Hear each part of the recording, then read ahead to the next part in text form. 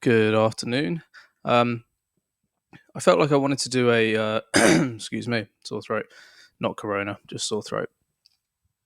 I've been working on my lawnmower all morning, so I've been inhaling a lot of oil and shit. Anyway, I wanted to do a quick video on moving averages. There's a lot of stigma about moving averages. A lot of people don't think they work, or they think, oh well, it's a lagging indicator, so it's of no use, which is categorically false. Really, you just have to kind of know more about their behavior and how to actually use them. A lot of people will, for example, they'll long a bull cross and they'll short a death cross, and that's pretty much it. That's all they really know about moving averages.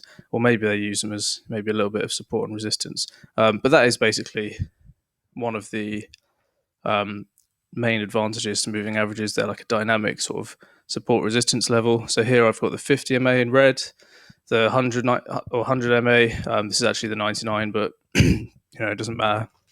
So 50 in red, 99 in black, and the 200 in blue here. And this is just a 15-minute chart. So certain ways you can analyze this piece of price action using moving averages, this section here. So you've obviously got the breakdown here. We broke down below the 50 MA, which is obviously a bearish sign. Some people use trend lines to kind of look at action like this. I personally use moving averages, sometimes trend lines, but this is a moving average is kind of like a little trend line, especially in an up or a downtrend. So it's something to follow, to use as a support or resistance area, because it will get tapped most likely. At some point it will get tapped, definitely, but on the way up you might find opportunities. So this is a buy opportunity. You touch the MA or you get very close to it, you've offered yourself a buy opportunity, and you've exposed yourself to a couple of percent gain. So the way you can analyze this breakdown, there's several different ways. We saw a high volume breakdown on the 15-minute at least, through the 50 MA. So that's our first sign of bearish price action. And then we decide then to look at the 99 MA, or whether or not we get a retest of the 50. This is before any bear cross. So we got bought up somewhere between the 99 and the 200, sold back off, sold back below the 200, and then we bounced. Now, the first thing you could do here, you've looked at this, you've seen a bounce off the 200. I wouldn't be looking for longs because you're then below the 99 and the 50. So your probability for a good short position has just increased. You could short the 99 MA. What I tend to do is I'll wait for a touch of the MA, and then I'll short the close price of that candle. So you wouldn't just short as soon as it touches here at 11,102. You'd wait for the close, which in this case was 11,124. So you've added, you've got yourself a better entry there. And then what you want to do is wait and see how does price react at the next 200 MA touch. As you can see here, we broke through, retested. Again, if you wanted to add, you could probably add here, because you've retested the resistance. And it's almost like a supply-demand situation. So, for example, in a supply-demand situation, I'm not going to go into it too in depth. You got the point of the rise here. So say, you retested this. This could be a good short as well. Break down. Let's say you've got, this isn't going to be a very good supply-demand zone, but for argument's sake, let's say this is a supply-demand zone. You've been able to add there. So it's the same sort of setup. You've broken down an area that is of interest. In our case, it's MAs. In some people's case, it could be supply-demand or support, resistance, whatever. Retest. So you've got your add there. So we've broken down. We've sold the top of this candle, or the opening price of this candle. We've broken down. We can add here. We can also add here if we miss this first opportunity, and then we can write it down. And then the next thing to pay attention to, we did have the bear cross there, which obviously further confirms our bias, but this is not an entry. This is just for a proper MA trader, at least. You don't really buy and sell golden crosses or death crosses on low time frames. Perhaps on a weekly or a daily time frame you might consider it, but it's not really worth it here, because what I tend to find is when price death crosses or bull crosses, you will have a reversion to the MA. So in this case, we got very close here. We haven't actually touched it, but this would potentially be a very good add or sell signal in itself.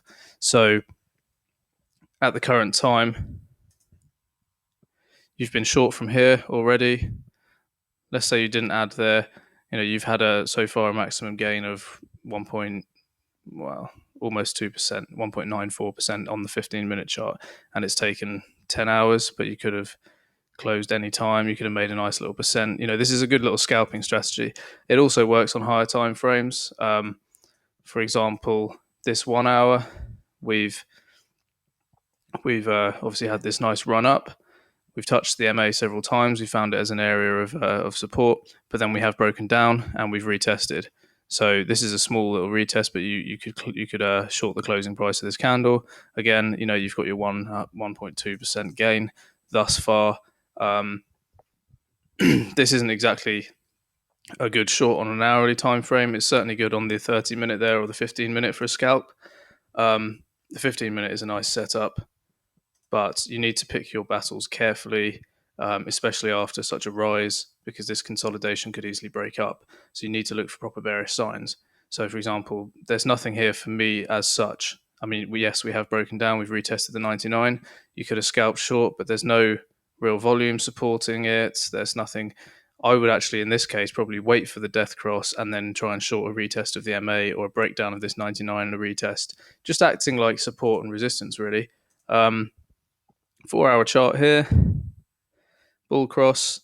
Yes, you could have longed this bull cross, but for that setup as such, it's not really ideal. I mean, you're more sort of benefited by just longing the momentum here. I mean, who's not going to get involved in this shit? Like anyone fading this got wrecked until basically now, and they could still get wrecked. This could break up, but let's try and look for another setup. Here's a nice one I like. When price does break down through an MA, the 50, and consolidates along a rising MA, so trend is up, that does usually, in my experience, lead to a breakout. And thus the same on a breakdown. I don't know if there's one. That's below an MA, so that's like a compression. I mean, what I'm saying is there's a lot more to it. There's a lot more to using MAs effectively, and a lot of people misunderstand this indicator and just treat it like shit, basically. Here you go, breakdown, retest. You could sell. That says exit. That's short there, but that's another thing entirely. But yeah, basically, you could short this closing price and look at the run that you could have caught, and you could have added here. You could have added here. And you could have taken profit anywhere on the way down here. And that's how you would have caught that ginormous breakdown that we had, 56%. So, moving averages, there's a lot more to them. This has just been a very, very short basic video outlining a few little different setups, ways to use them as support and resistance, etc., etc. I am currently short at the moment, and I'll be riding this down. My target at the moment is this 99 MA. Currently at about 10,750, which is where my take profit is sat. However, I will trail my take profit up each hourly candle as this MA moves until it either gets touched or it breaks above my entry, at which point I'll cut the position. So there's a lot of different ways to use MAs. Don't just fucking buy and sell golden crosses and death crosses like this. Like, you buy this, what was the point? It didn't do anything. You sell this, what was the point? It didn't do anything. You sell this, yeah, you got lucky there, but then it came back up. So did you take profit down here, or did you have a plan? Like, here would be plan, sell this. See, this indicator I've written based on that. Or I've not written, actually, someone else wrote. But yeah, you could have sold here, and then you have a plan, and you can assess as you go down here. Okay, I might add to that, dump. There you go. Same thing here. This is a daily chart as well, so but yeah, I mean, that's all I have to say, really. If you want to learn more about MAs, then read my fucking book, which I will update at some point, because it's full of setups. It's not really an actual book. It's a setup guide based on moving averages, but I'm going to update it. I'm going to rewrite it in the next few months. It's an ebook though, so if you buy it on your Kindle or whatever, then when it updates, when I write the update, it will just be automatically added to your copy, so you don't have to pay extra or anything. But yeah, something I'm going to get back to work on, I think, soon, because I wrote it about 2 years ago and I don't like it anymore. I'd like to improve it. Links in my profile anyway on Twitter.